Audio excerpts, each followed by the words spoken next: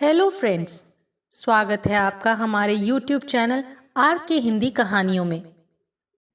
आज की कहानी है सास के ताने और बहू की धमकियां। सपना ने जब घर के अंदर कदम रखा तब शाम के 6 बज चुके थे।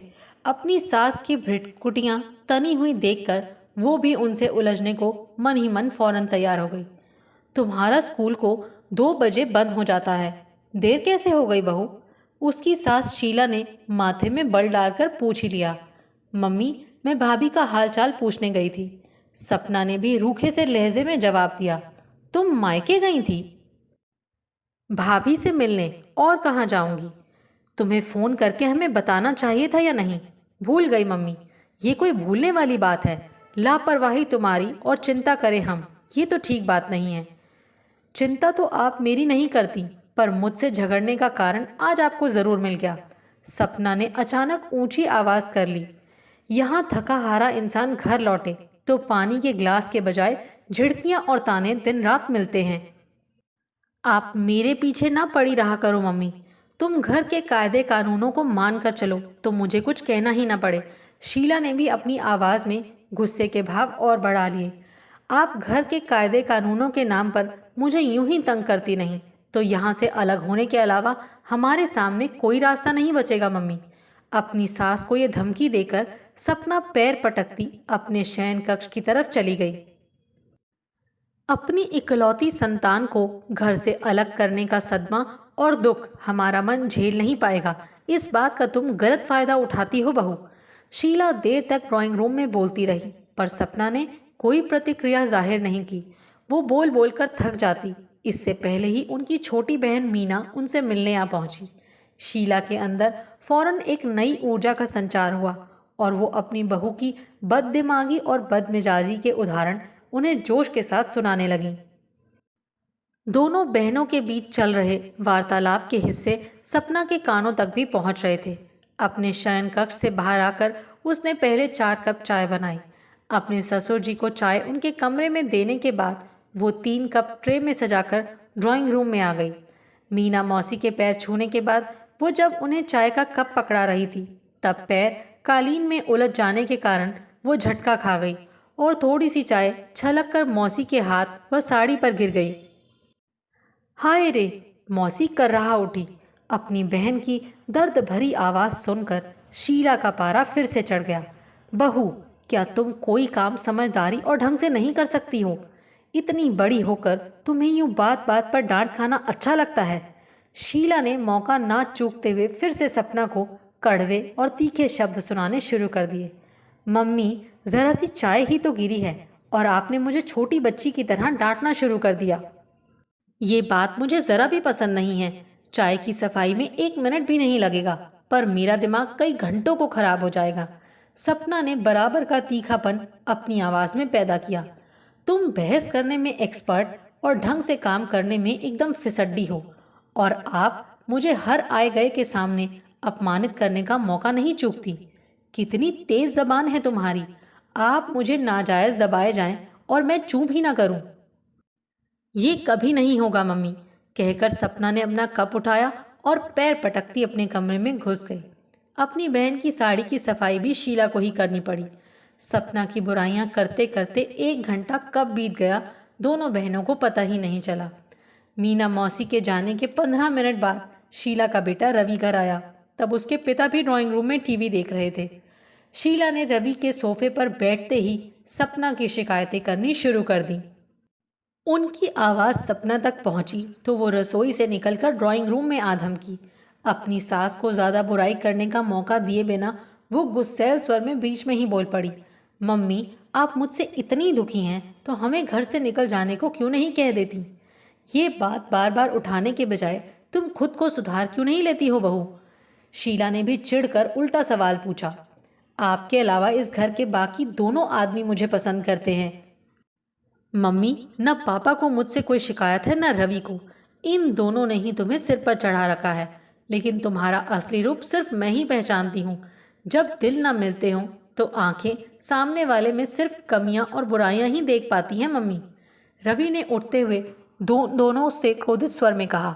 रात दिन जो तुम दोनों झिकझिक करती रहती हैं उसने मेरा दिमाग खराब कर दिया है। सपना, तुम जाओ यहाँ से। रवि अपनी पत्नी का हाथ पकड़कर उसे वहां से ना ले गया होता तो सास बहू की झड़प न जाने और कितनी देर चलती। अब ये सारी रात मेरे बेटे के कान मेरे खिलाफ भरेगी।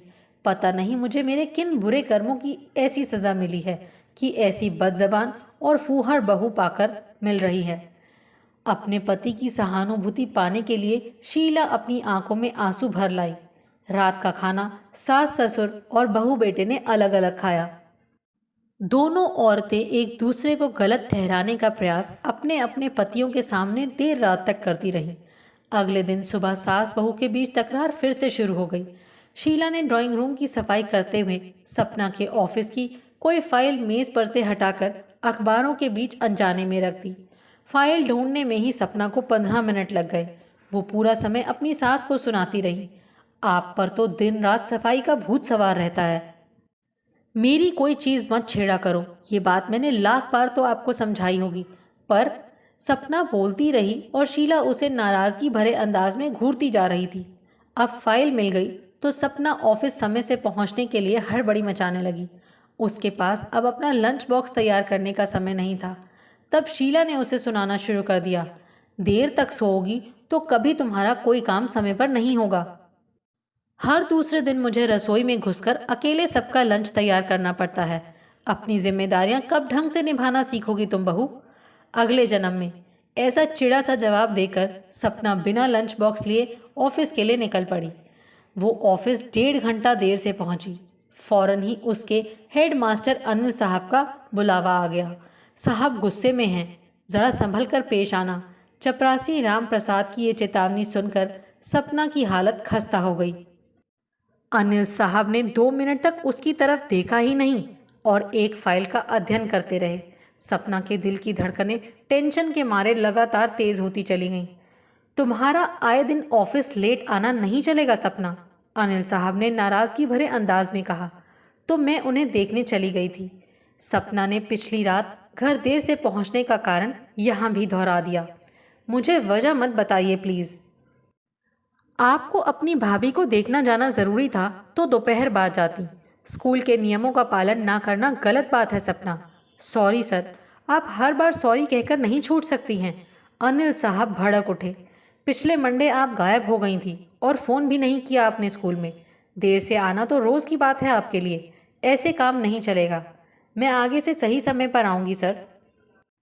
आपको नौकरी करनी है तो टाइम से आइए, नहीं तो छोड़ दीजिए नौकरी। आपकी लापरवाही से हम सबको परेशानी होती है। I am sorry sir.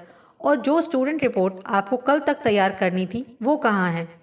उसे मैं आज ज़रूर बना दूंगी सर। सपना, क्या तुम कोई काम वक्त पर और सही ढंग से करके नहीं दे सकती हो? सर, काम का बोझ कभी कभी ज़्यादा होता है तो कुछ काम पेंडिंग छोड़ना पड़ता है। मैं सारा काम कंप्लीट कर लूँगी आज सर। क्या स्पोर्ट्स इवेंट्स की फ़ाइल मिल गई है? अभी तक नहीं। वो मुझ तक आई होती तो मेरी अलमारी में ही होती सर। वो फाइल आपकी पक्की सहेली ऋतु की क्लास की टेबल पर रखी मिली है सपना। इसमें कोई शक नहीं कि तुमने ही उसे वहाँ छोड़ा और न जाने डांटे किस किस को खानी पड़ी तुम्हारी इस लापरवाही के कारण। I am sorry. मुझे तुम्हारी सॉरी नहीं, तुम्हारा अच्छा काम चाहिए सपना।